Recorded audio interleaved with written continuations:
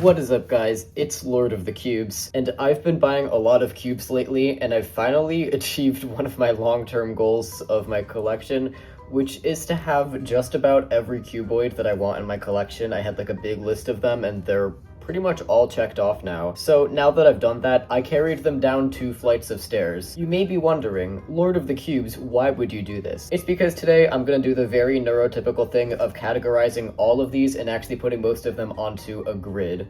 Let me explain. If you're watching this channel, you're probably familiar with the fact that some cuboids are able to shapeshift, just like this, and other cuboids cannot shapeshift. Basically, there are different types of movesets that cuboids can have with regards to shapeshifting, and I'm going to go over them in today's video. But before I get into that, I'm actually going to be organizing some of these into like a big periodic table of sorts. Basically, what I'm going to be doing is taking all of the cuboids where at least 2 of the dimensions are the same, and I'm going to be organizing them into a grid, where this bottom row here is going to be the dimension of the square faces, and the height is going to be going up. So let's get into that.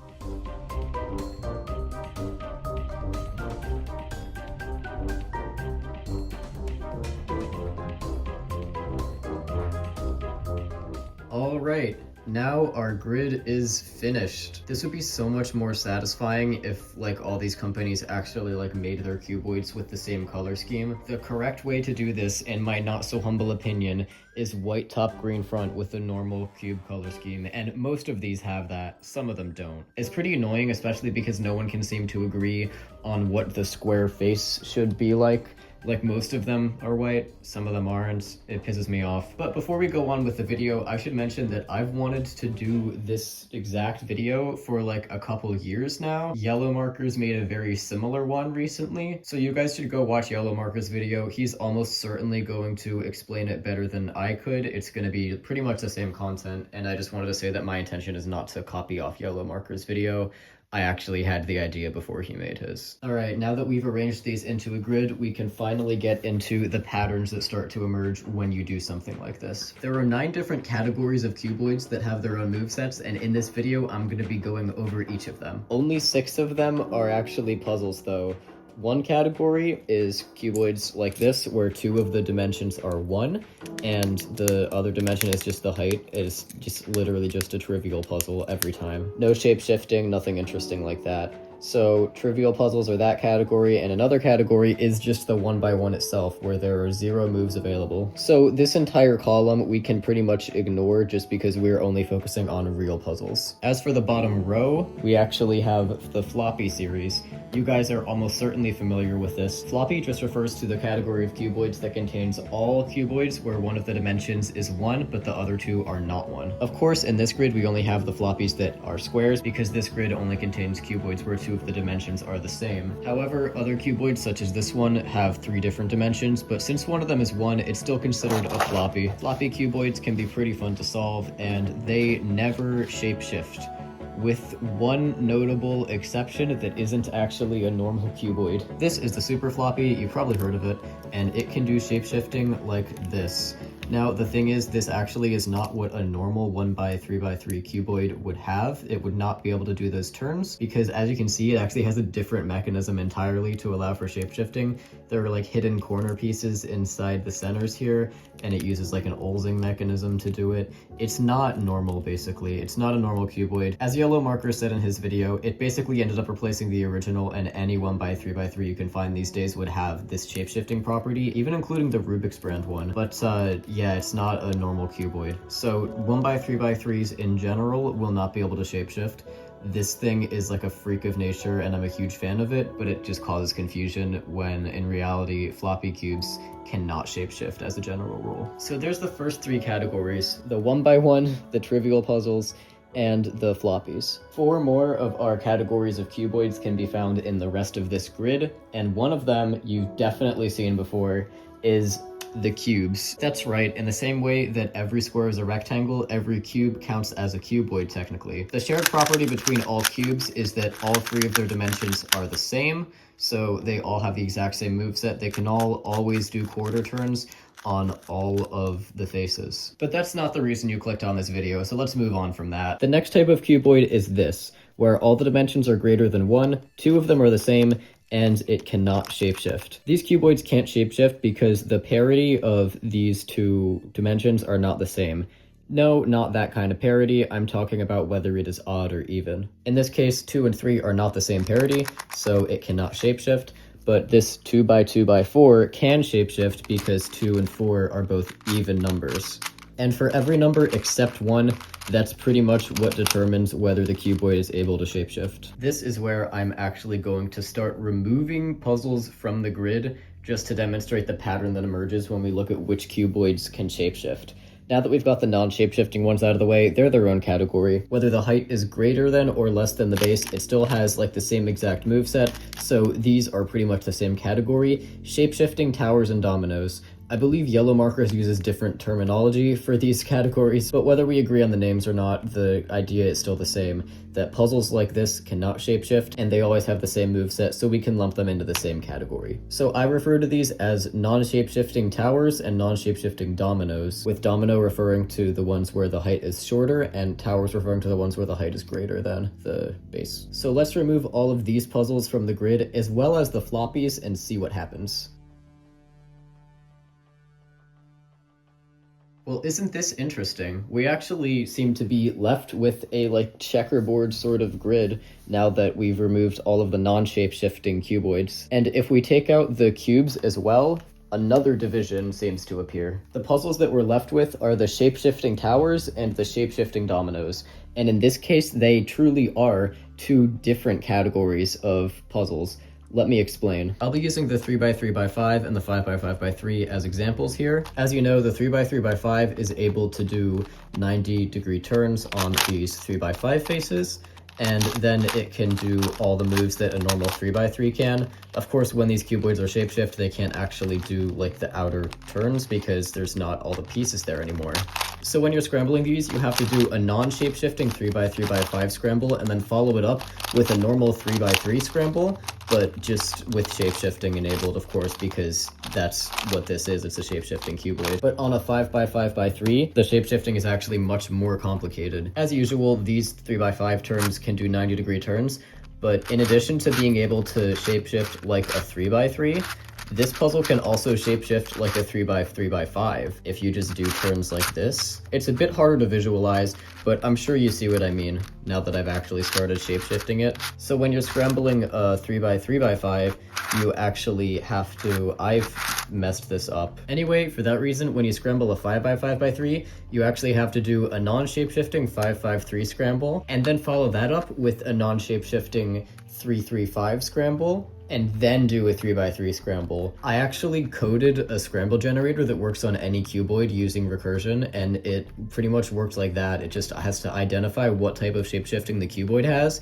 and then what scrambles it needs to have in it to fully shapeshift the cuboid. So basically, that's why towers and dominoes are considered separate categories when they're shapeshifting. It's just because they have different types of shapeshifting and they're different complexities. Another cuboid that shapeshifts in a way that a normal version of it would not is this, the Whit-Eden 3x3x9. Whit-Eden makes a lot of these thin layered 3x3x n cuboids where they're all stacked together like this, but the way these shapeshift is not actually the way that a normal 3x3x9 would shapeshift.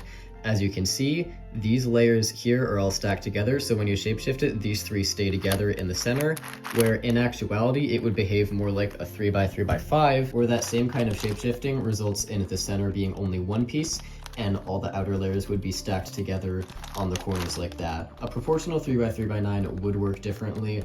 I'm ideally going to cover that in a future video as a friend of mine plans on designing one. I'm gonna solve that 5x5x3, and as soon as I'm done, I'm gonna come back to this video to show you the remaining two categories of cuboids that we haven't gone over yet. Alright, I've fully cleared the grid because the following two categories of cuboids are going to be the ones where all three of the dimensions are different. I would absolutely do a 3D grid of these if that was physically possible to make in real life, but alas, I can't just have these things suspended in midair now, can I? Anyway, the 8th category of cuboids is going to be the bricks. It's going to be any cuboid where all three of the dimensions are different, but only two of them have the same parity. You can't have a fully non-shapeshifting brick cuboid because that would be physically impossible because there are only 2 possible parodies in 3 different dimensions. Of course, you could make the argument that puzzles like the 1x2x4 should be considered bricks, but these are under the floppy category already, so that's not important. So yeah, bricks can always shapeshift because they're always going to have 2 faces where the parody is the same and 4 where the 2 parodies are different. Bricks where all 3 dimensions are the same parody are a separate category that we'll get to in a bit. But these cuboids are some of the most interesting ones to solve just because it's just so irregular and so far removed from what you consider normal from solving like a 3x3. The examples I brought down are 3x4x5 and 2x3x5, and that's just to show that these are always going to be the same category, even though on the 2, 3, 5, the 2 larger dimensions, and on the 3, 4, 5, of course, the smallest and largest ones have the same parity. They're still going to be considered the same category in this way of categorizing them. I'm saying a lot of words at once and I need to slow down. When you're scrambling a brick cuboid, there's going to be a non-shapeshifting tower or domino that it can reduce to when it starts shapeshifting. For example, this is a 3x4x5, but these 2 layers are going to be basically disabled once you start shapeshifting. So if we look at what's in between those layers, we can see that a 3x3x4 is what it's going to be able to turn as once you start shapeshifting it. So it gets reduced from a shapeshifting cuboid to a non-shapeshifting cuboid. In a 2x3x5, similarly, these outer layers here always gets like unable to turn once you start shapeshifting it. So it gets reduced to the 2 smaller dimensions being the 2 dimensions of the resulting cuboid that you have to scramble it as. In this case, we can see that you have to scramble it as a 3x3x2 once you start shapeshifting it. I really hope that that makes any sense. Just a fun fact, the largest cuboid in terms of dimensions that has ever been injection molded was a 4x5x6, which is a brick cuboid. I want one of these, but I've heard it has like a shape-shifting issue where it like bandages weirdly if you do it. It's like some internal thing that's not supposed to happen, so I'm gonna wait until it gets fixed to buy one. Anyway, now for the part that some people have very eagerly been waiting for, we're gonna talk about ultimate shapeshifters. Ultimate shapeshifters are the final category of cuboid. They are puzzles where each of the 3 dimensions are different, but they all have the same parity. I only have one of these in my collection. This is the 2x4x6. It is in fact the smallest ultimate shapeshifter possible, in terms of dimensions at least. And it really pisses me off that they gave it a different color scheme from the 4x4x6. It was made by the same company too, but it's whatever. The reason these are called ultimate shapeshifters is because they can do so much shapeshifting. This is the only category where every face of the cuboid can make 90-degree turns that cause the puzzle to shapeshift. So as you can see, we've got 2x6 faces here. Those can shapeshift. We've got 2x4. Those of course can shapeshift as well.